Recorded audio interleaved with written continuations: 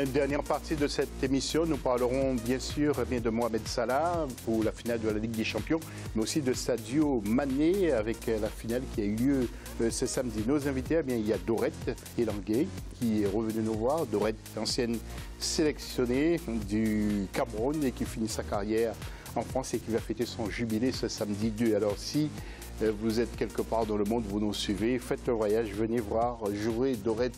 Dorette, vous allez jouer longtemps, non? Et je vais jouer sur les deux matchs parce qu'il y a un match masculin et un match féminin. Voilà, ça serait un plaisir de vous voir. Je m'entraîne.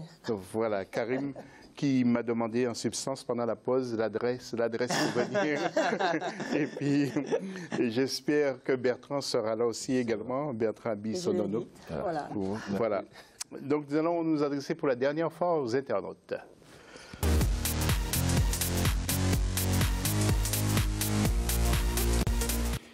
Quelles sont les chances du Maroc face aux 3 pays américains pour cette Coupe du Monde de 2026? Continuez à intervenir donc sur nos réseaux sociaux. Le football international après ce jingle.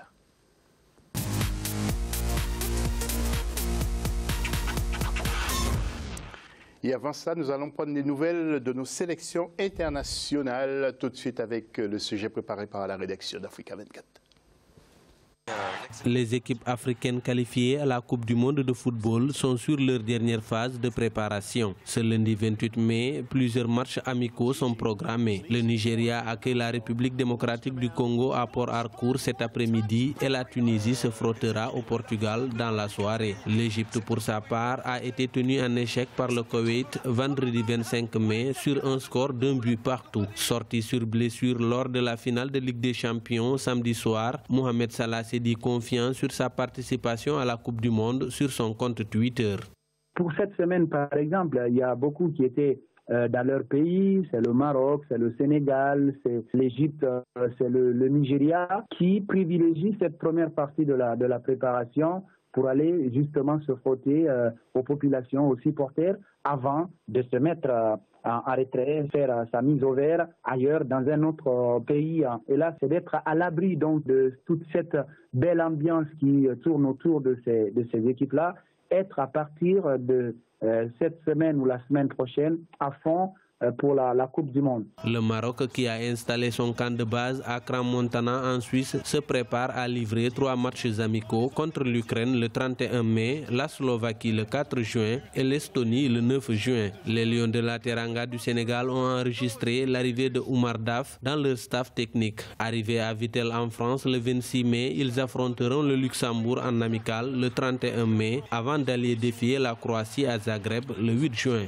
C'est vrai que la préparation elle-même, elle a commencé après les éliminatoires de la Coupe du Monde. Plusieurs sélections ont publié la liste des 23 joueurs ou des listes élargies pour que les joueurs sélectionnés soient beaucoup plus concentrés. C'est des matchs amicaux qui vont porter fruit parce qu'il y a eu une semaine de préparation. Les entraîneurs auront la possibilité de tester quelques systèmes de jeu pour pouvoir les corriger rapidement parce que l'importance de ces matchs amicaux, c'est justement cela, corriger ce qui ne va pas. Le 2 juin, le Nigeria affrontera l'Angleterre à Londres avant d'entamer son second regroupement en Autriche. Le 6 juin, la République tchèque fera face au Nigeria et un adversaire à déterminer clôturera les matchs amicaux des Super Eagles le 9 juin. La prochaine sortie de l'Égypte aura lieu le 1er juin. Les Pharaons feront face à la Colombie avant d'affronter la Belgique le 6 juin. Les Aigles de Carthage affronteront la Turquie le 1er juin avant de terminer leur préparation face à l'Espagne le 9 juin. Et oui, Bertrand Bissonono, que faut-il faire aujourd'hui? Se préparer, mais sans se blesser, il faut faire attention. Les matchs seront quand même rugueux entre les équipes. Oui, mais après ça c'est le métier. Il faut se préparer sans se blesser, on ne sait jamais quand la blessure arrive. Tu te prépares à fond pour être prêt. Après, si et les joueurs sont obligés de s'engager. Oui, vous êtes obligé de vous engager, parce que là c'est une Coupe du Monde. L'entraîneur prépare une équipe. Il ne va pas regarder les joueurs qui sont en demi-teinte, il veut voir des gens à 100%. Après, voilà, c'est les risques du métier, soit tu t'engages à fond, la blessure peut arriver à tout moment. Tout à fait. Alors, nous allons quand même aborder le débat, mais après, comme d'habitude, après ce petit jingle.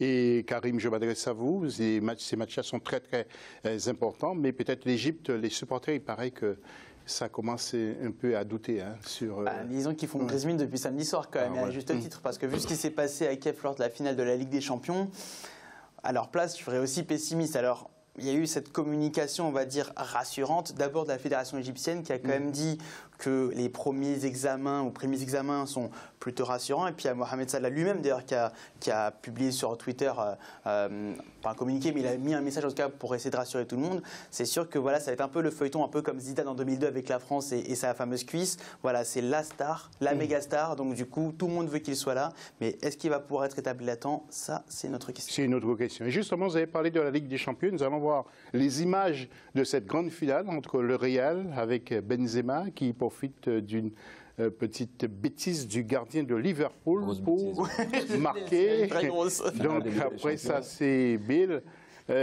qui, après ce ralenti, vous allez voir, donc, avec ce superbe but de l'attaquant britannique qui a permis justement à son équipe de prendre l'avantage. Et puis vous allez également voir le but de Sadio Mané qui est toujours présent, très très très bon. Même Zidane a été impressionné. Nous n'avons pas tout vu. Si vous pouvez nous envoyer le but de Sadio Mané au moins de notre joueur sénégalais. On l'a vu, eh bien, c'est moi, j'ai des problèmes. Le but de l'égalisation. Oui, eh bien, j'ai des problèmes de vue. Alors, messieurs, et puis la blessure de Sadio Mané après Ramos, tiens, justement, vous trouvez ça normal qu'il ne puisse pas être sanctionné? Sérieusement, Ramos? Ramos, c'est un fait de jeu, même s'il pousse un peu le bouchon un peu trop loin. C'est un joueur très très physique, très très rusé, on va dire, et qui profite parfois des situations qui peuvent déstabiliser l'adversaire. Et parfois ça marche. À un moment donné, il faut que chacun prenne ses responsabilités. Les arbitres qui doivent décider, qui ont très peu de secondes pour décider, ben, ils doivent le faire. Mais le problème, selon moi, c'est que sur cette action-là, justement, l'arbitre n'a pas pris ses responsabilités parce que déjà, il n'y a pas eu faute sur l'action de la blessure de Mohamed Salah, ce qui est déjà pas normal en soi.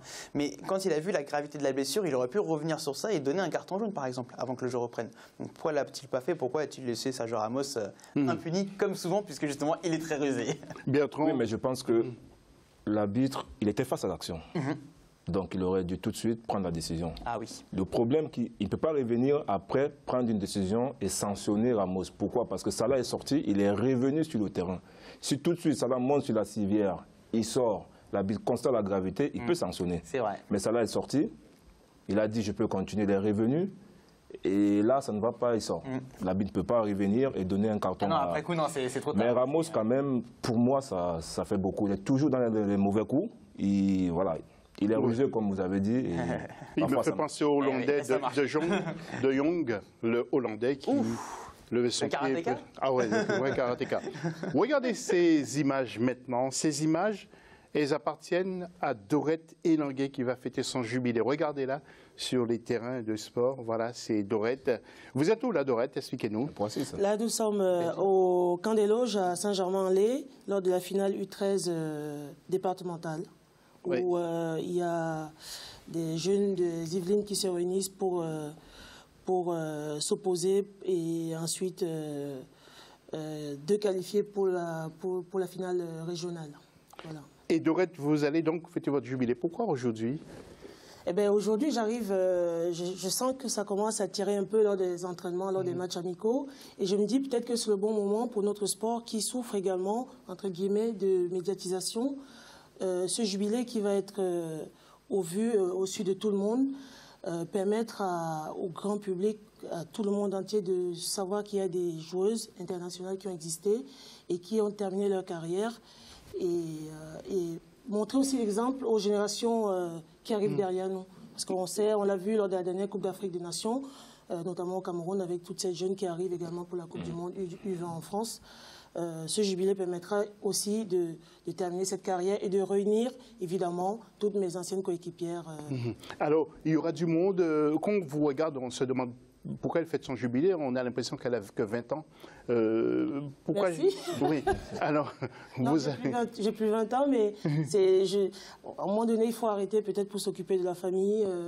Voilà. Mais aujourd'hui, ça permettra de réunir les anciens Lions indomptables. Il y aura du beau monde, il y aura beaucoup de filles du Cameroun. Il y aura des anciens Lions indomptables, les anciennes coéquipières qui joueront contre les anciennes du PSG de ma génération.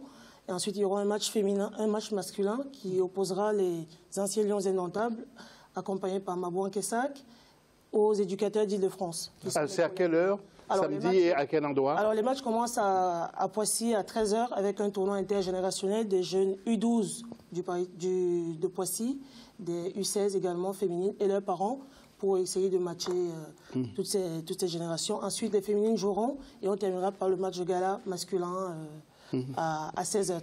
Nous allons voir d'autres images. Bertrand, vous avez connu Dorette ou pas? Vous l'avez vu? Un peu, mais bon, je n'ai pas suivi particulièrement. Mais là, il est en face de moi, je serais ravi d'être à son rendez-vous, à son jubilé, et j'y serai. Merci. Oui, et d'autres images de Dorette, justement, qui donnent des consignes avec ces jeunes. Oui, Karim, vous avez connu Dorette, vous avez entendu parler d'elle? Malheureusement, pas sur les terrains, et pour une raison assez simple, parce qu'elle le disait elle-même sur la médiatisation. C'est vrai que la médiatisation du football féminin est quand même très récent et encore plus pour le football féminin africain. Donc du coup, c'est bien qu'à travers ce genre d'événement, ce genre de jubilé, ça mette en avant justement l'héritage en quelque sorte que vous laissez aux jeunes générations qui vont arriver et qui, elles, pourront se baser sur ça pour ensuite capitaliser et être encore plus connues et être encore plus reconnues d'ailleurs par les jeunes filles derrière qui pourront suivre leurs traces. Votre reconversion... Transmettre déjà ce qu'elle a fait. Exactement, en tant qu'entraîneur. Voilà. Votre reconversion, ça a été facile, maintenant vous êtes tranquille? Alors la reconversion a été un long chemin. Aujourd'hui, j'ai passé mes diplômes, j'ai le brevet d'État et ça se passe bien. J'entraîne à l'AS Poissy et je m'occupe des formations au niveau du district des Yvelines. Voilà. Et je suis également à la commission féminine du district.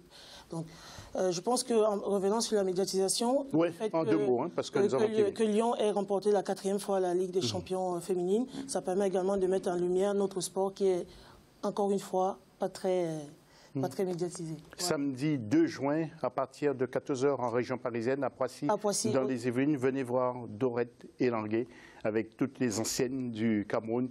Bertrand, on vous attend. Karim, on vous attend. On sera tous là. Moi, je serai là. Merci. Eh bien, à samedi, vous avez un dernier mot rapide parce qu'il faut remettre l'antenne. Vous êtes tous invités au stade Léo Lagrange pour voir les anciens Lions, les anciennes Lionnes et moi-même sur le terrain. Jubilé de Dorette Elanguet. Merci Bertrand d'être venu. Merci Karim. Merci. Et on se dit à très bientôt, à lundi prochain, pour un nouveau numéro de l'AFC. Bonne soirée sur Africa 24.